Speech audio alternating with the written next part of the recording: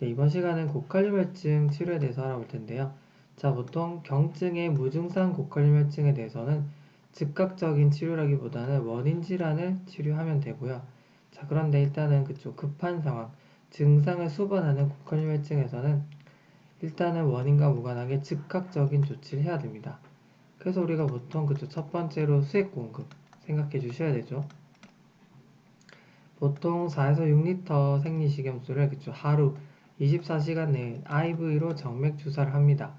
그리고 그쵸 이만큼 준 만큼요 퓨로세미드 그쵸 루프 이뇨제죠.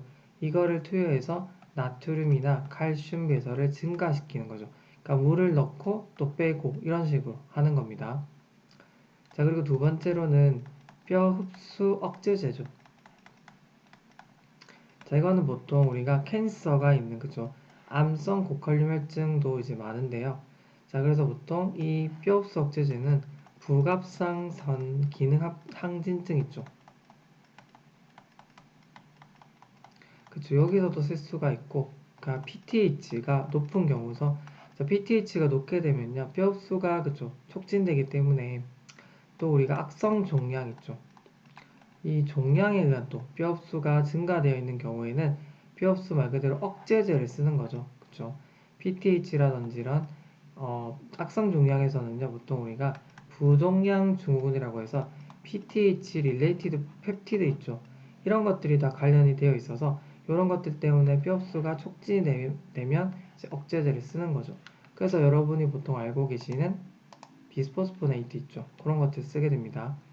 대표적으로 졸레드로닉 액시드 있죠. 그 다음에 파미드로네이트, 그리고 에티드로네이트 이런 것들을 보통 사용하는데요. 자, 뭐 상세한 거는 제가 적어놨으니까요. 한번 읽어보시고, 자, 보통 작용 시간은요, 하루에서 3일 이내에 일어나고, 효과는 보통 뭐 한 75% 정도라고 생각하시면 됩니다. 그러니까 바꿔 말하면 75% 정도에서는 혈중 칼슘 농도가 정상화된다라고 하는 거죠. 자, 그리고 효과가 탁월한 편이죠.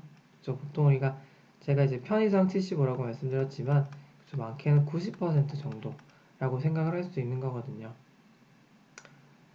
자, 그리고 우리가 칼시토닌이라는 것도 그쵸? 사용을 할 수는 있지만 보통 그쵸? 이렇게 그 비스포스포네이트 제제로서 그쵸? 충분하기 때문에 칼시토닌이라든지 플리카말신 이런 것들을 쓰는 경우는 상대적으로 드물다고 알고 계시면 됩니다.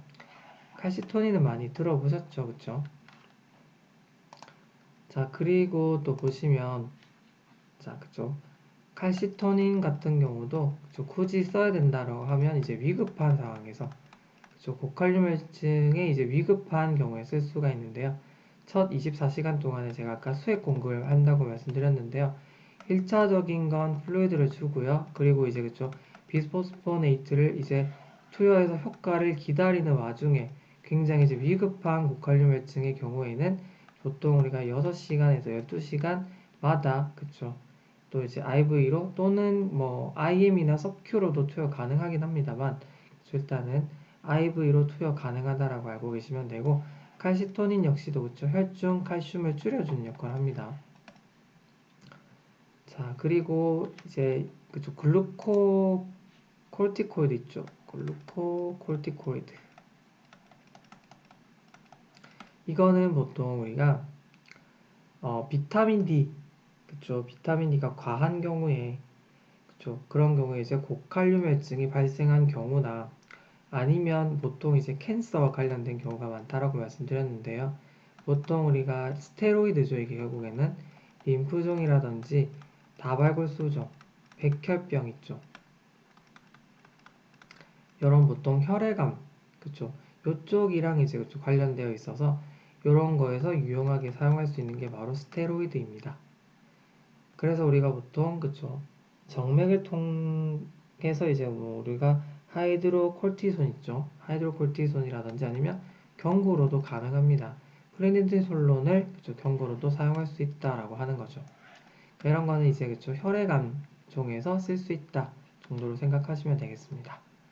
자, 그리고 당연히 신부전이 있을 때는요, 혈액투석 치료를 그쪽 같이 해볼 수가 있는 거죠. 혈액투석 치료를 통해서 또 고칼륨혈증을 교정할 수가 있다라고 생각해 주시면 되겠습니다. 자, 그러면 그쵸, 한번 증례를 보고 제가 자세한 거 다 써놨거든요. 용법 같은 것도. 자, 이런 거는 이제 그냥 표준적이니까 그죠? 일단은 기본적으로 알고 계시면 되는 거고요. 자, 그리고 증례 하나 보겠습니다. 자, 48세 여성이 있는데요. 지금 욕지기, 구토, 그리고 변비까지. 자, 그래서 병원에 왔는데 3년 전에 유방암으로 수술을 받고 케모도 받았네요. 그런데 이번에 전신뼈 스캔에서 척추와 골반뼈에 다발성 전이 소견이 있었죠. 자, 그래서 이런 대표적으로 유방암 있죠. 그리고 유방암 말고도 많아요. 폐암, 두경부암, 뭐 식도암 등등. 뭐 아까 말씀드린 다발골수종, 림프종 이런 데서 다 이제 부종양 증후군이라고 해서요. 아까 말씀드린 대로 PTH related 펩티드 있죠. 이런 것들 때문에 뼈 흡수가 증가되다 보면 이런 식으로 고칼슘이죠. 고칼슘 해증이 발생할 수가 있습니다. 자, 그래서 우리가 일단은 아까 제가 설명드린 것처럼요. 고칼슘혈증 치료는 칼슘을 일단 희석하고 또 배설을 촉진해야 되겠죠. 그래서 우리가 그 용도로 식염수를 주입합니다. 플루이드를 주게 되고요. 그 다음에 루프이뇨제 있죠. 아까 제가 라식스 그런 거 얘기했는데요. 퓨로세미드를 같이 투여해 볼 수 있습니다.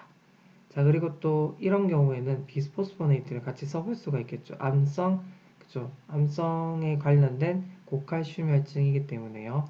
그래서 우리가 수일에 걸쳐서 그죠? 적용을 할 수가 있겠습니다. 이해가 되시죠? 자, 그래서 제가 뭐 그죠? 상세한 거 적어놨으니까요. 밑에 한번 해서 읽어보시면 되고요.